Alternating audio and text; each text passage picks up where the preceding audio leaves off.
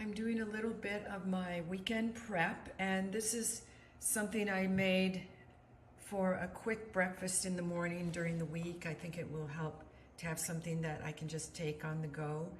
And I just made some what they call scuffins, which is a cross between a muffin and a scone. And these are made with buckwheat flour, whole buckwheat flour, and oat flour, rolled oats, a little bit of banana for sweetener, and a little bit of maple syrup for sweetener. You can make them with blueberries, but I had raspberries left in my refrigerator, and I didn't really want to roll them in because it can make it kind of discolored. So I just put the raspberry on the baking sheet and put the batter over it to cook them. You can see how some of it kind of ran out on the edge here. They are on parchment paper, so it makes it really easy to get them off the parchment paper. Then I don't have to worry about pancakes that are sticking to the pan or muffins that are sticking to the muffin tin. So we'll see how this goes.